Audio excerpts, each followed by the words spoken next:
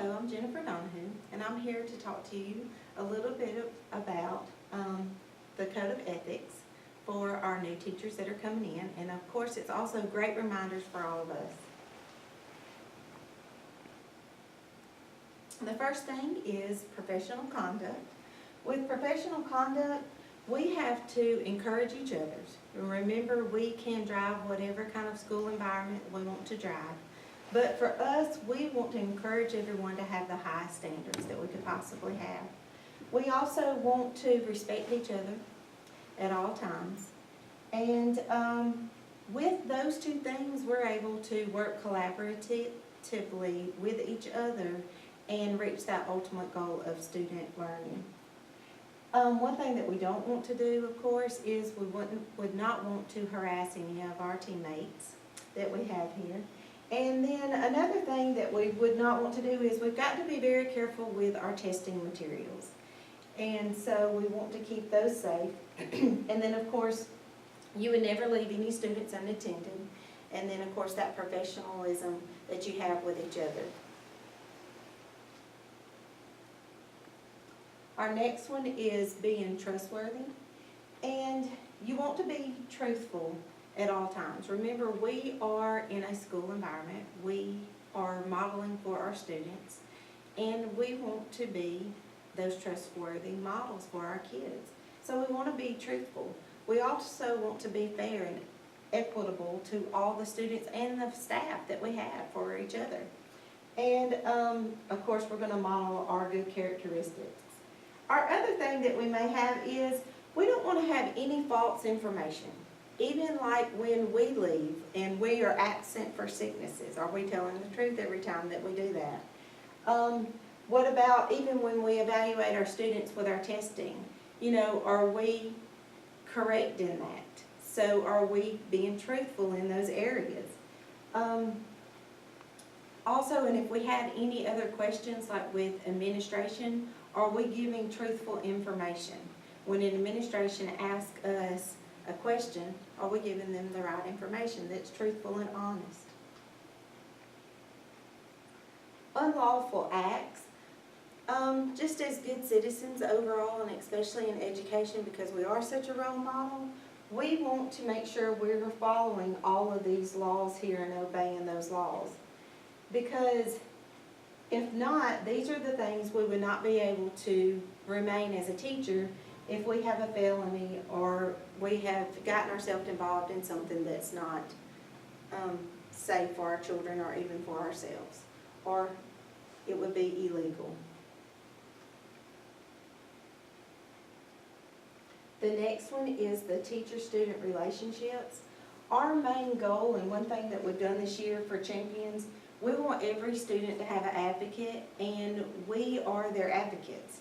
So with that being said, we've got to challenge them to be the best learners that they can be. We've got to have that great learning environment.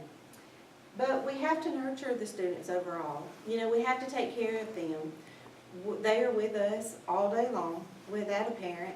And whatever need they may need, we're responsible for that, whether it's learning, if they need a jacket, if they need a belt, and things like that. So we're their advocate, not only with education, but with everything else as well. But then there's that next step further. It goes back to the role model. You know, how are we treating them? How are we speaking to these students?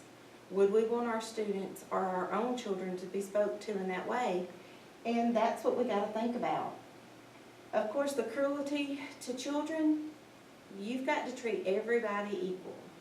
And so these children have to be treated with respect, just like you would your colleagues and your co-workers. The other thing is, of course, is any kind of sexual act that is inappropriate, it would not be tolerated. Hey, and you know, you don't want to have to say things like this, but we actually have to say things.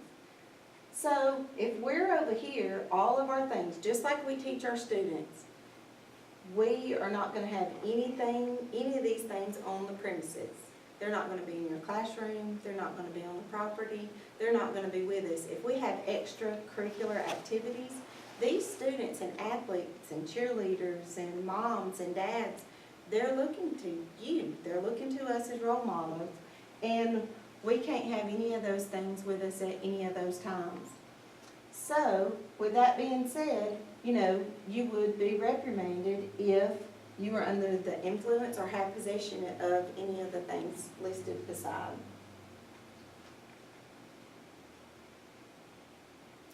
All right, public funds and property.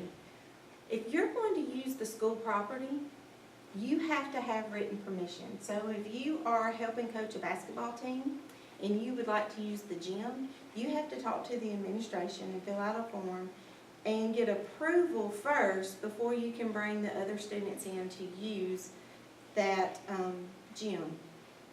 The other thing here with public funding, make sure that you keep personal funding and the school funding completely separate. You cannot work those together. So if you have a parent that comes all the time and you're saying, could you donate this, could you bring this, could you purchase this, we're not necessarily supposed to ask for those different kind of things. So if they just donate it, and if we're doing a fundraiser, then that's a different story. But you got to remember, it is public money and it's public property. So we have to have permission if we're going to use those things for personal use. Okay, now we're talking about, here's some more of the gifts that I was kind of going into a little bit before. With teachers, we just get those thank yous. We're going to get those smaller little gifts that we're going to be able to get, mainly in like the elementary schools. But they're not these huge gifts. But you can't ask and plead for parents to bring you stuff. I think it's more in the elementary schools because we constantly have to have folders and stickers and different things like that. But now if they bring it and they just share it and they see a need, then that's fine. We can't accept personal gifts as gains for just ourselves. And then down here for tutoring, if you are teaching that child, you cannot tutor that student for pay after school. If you want to stay 30 minutes after the bell rings at the end of the day and tutor that child for free that's still on the clock for us, then that's fine. But if you do it after hours and you're getting paid, then that would not be correct. You can if they're not in your actual classroom. All right, confidentiality, and this can be difficult, but you can make it as easy as you would like to. Anytime you're talking about a child and a student in the hall, at the baseball field, at the soccer field, at the football game, it's all confidential. Again, think about if it was your own child, you would not want to overhear another teacher talking about your child and maybe what their income is or what's happening with them at the home. So keep everything you know about the students confidential. Because if not, if they do happen to overhear it or the grandmother of the child overhears it, they will come in and talk to the administration about it. Because they do, their private life is their life and they like to keep it confidential. Okay, here's our next one. Once we start for the school year, we actually have that contract. You don't want to break that contract unless you have written documentation before leaving the job. And also, you need to make sure you follow all the job descriptions that's set for you. And that's our last one for this time. If you have any questions, let us know. If you need further information, you can look this up at the Alabama website, but it's Alabama Educator Code of Ethics. Thank you.